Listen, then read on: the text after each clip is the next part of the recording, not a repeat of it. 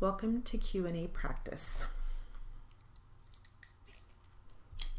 Ready? We will start with the plaintiff, and this plaintiff attorney is actually in the middle of his closing statement right now. Ready? Here we go. So I'm not exactly confident when Mr. Kang says he was there a lot more. I think if he was there a lot more, Mr. Jones would have seen him there more than once, and more than for basically on and off over this 15-minute time window. I think that's happened in Mr. Kang's has kind of, I'm sorry, and that was 15 or 50 minutes, 15. Yes, I'm sorry, okay. 15-minute time window, and as for the other bartenders who have testified, it's basically, and I think my characterization of their testimony is kind of a hear no evil, see no evil kind of thing. They're just, some of them were just, I don't want to know. We have all these discussions about it, and they're, I don't want to know, don't tell me, I don't want to know.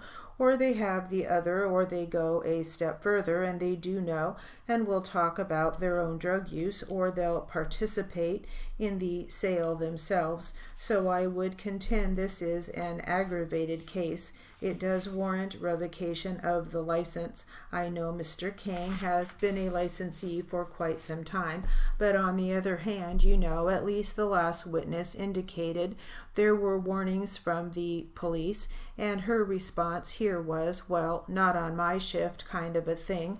But I think this whole, investigation shows that there was just a willfulness in just letting this thing happen and even participating in it. So with that, we would contend that revocation is the appropriate penalty. You're done, Mr. Van? Yes. All right, thank you, and I will hear the respondent's close now. Your Honor, I don't believe this case is nearly as egregious as the department would have us believe. I think that many things are open to various interpretations, Mr. Jones, and I do respect Mr. Jones as an investigator and his duties as with the department, but you can interpret things in a number of ways. Investigator Jones testified that the conversation was heard with some reference to somebody with a marijuana cigarette, that the guy was stupid to walk through here with that something else. Somebody said, you've got to be careful in here, talking about that. He indicated he felt that was because the police could be around or somebody could get arrested because it's an illegal act. By the same token, it could mean don't do it because you'll get thrown out of here or the place will call the cops.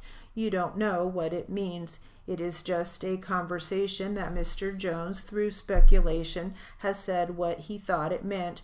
Of course, he's in an investigative role, and he's going to look at it from the worst possible meaning. There are other conversations with bartenders where he asked, could I score something? And they say, I don't know. I don't want to know about that. In other words, they don't want to talk about it. It's not that they are condoning it or saying, it's okay, or I'll let it happen. They're saying, we don't want to talk about that. Mr. Jones talked about the conversation with Susan, and Susan says that she's done about every kind of drug around. She's done everything from A to Z, I guess. He mentioned the drugs, but the point is, he said he scored something, but from her mind, does she know if he scored it by the telephone outside somewhere and came back with it or what? And then he offers it to her, and she didn't want it. She didn't want anything to do with it. So the only person in here that seems to be, well, there's two people that may be bad players, but I think there may be some failure to properly perform her duties on the part of Linda, I think also known as Cindy, and of course Ron. The inferences are that the investigator, Ron, and maybe Juan, on a couple of occasions, walked out of the restrooms together.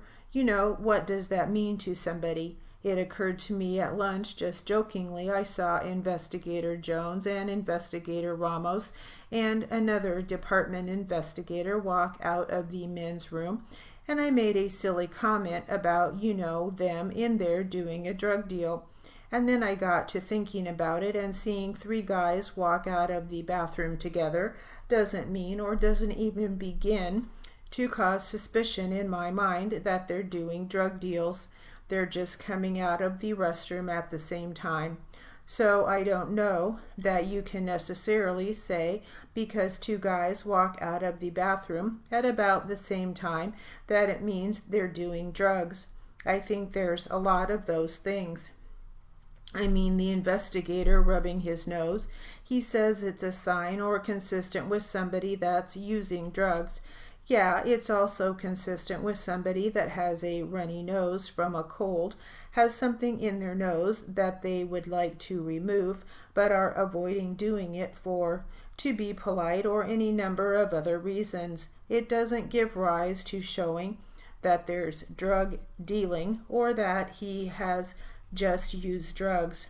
So with that, I do see that there are some issues with Linda, and I would be silly to suggest that there were not, and I do realize that 24200.5a calls for revocation if in fact there are sufficient findings.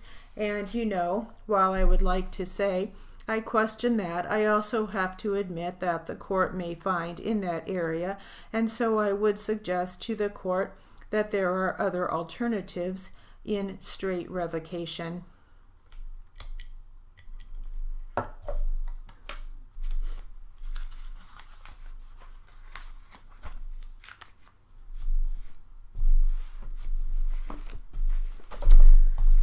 All right, now let's do some practice with our other transcript.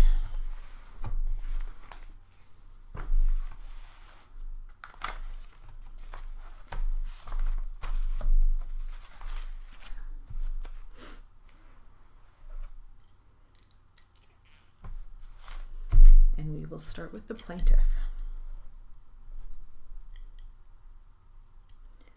Okay. And when you say design is handled overseas, is that by Ryder North China, or is Ryder North Limited involved? Was it involved in that as well? I don't recall back to 1999. Okay, Steve, what I've done put before you is Deposition Exhibit 15, and it's a series of emails, I guess just 2 emails. The earliest one, as indicated on the first page, is from Sarah Carter to a group of people, including Mr. Lee, and it's dated October 22, 2001. Is that fair? Among other people on it, correct? Yeah, and I wasn't trying to limit it just to Mr. Sanchez, but he's included in the list of recipients. Is that fair? Yes. And within that email, there's a reference to a meeting on October 27th, 2001, with the attendees being Sean Rios, Bill Weston, and Sarah Carter. Do you see where I am? Yes. And below that, it talks about 5 options, and one of the options is a Wilton. It's a 10 by 10 canopy. Is that fair? Yes. Okay, was Sarah... Well, let me start this way. Is Sarah Carter an employee of Ryder North US? No. Was she at the time of this email? I don't know. She's not using a Ryder North address. Do you know who Sarah Carter is? Yes. What facility did she work at? To the best of your knowledge, Bentonville, Arkansas. Okay, and is that a Ryder North US facility? Yes, it is. So would you conclude based on that she's an employee of Ryder North US, or was at the time of this email? It's quite possible. Is she still employed within the Ryder North family of companies? No. Who would know the answer to the question whether she was employed by Ryder North US? Well, if I saw an org chart or something at that point in time from 1999, I just don't recall right off the top of my head. Okay, then I can definitely verify that. Okay, if you look in the to line of the email from Susan West, I'll just list some of the recipients: Jim Brooks, Bob Little, Ray Winter. Are they all employees of Ryder North US? No, they are not. At the time that this email was sent, were they all employees of Ryder North US? Yes. And Jim Brooks and Bob Little no longer work for any of the Ryder North family of companies. Is that correct? That's correct. But Ray Winter continues to work for Ryder North US. Is that correct? That's correct. How about the people in the CC line at the time that the email was sent? Do you know whether they were employed by Ryder North US? 3 of them, 2 of them for sure. The other 2 I'm not sure about. Which 2 are we talking about? Sandy Davis and Dave Benton were. So just so the record is clear, Sandy Davis and Dave Benton were employees of Ryder North US at the time that this email was sent? Yes.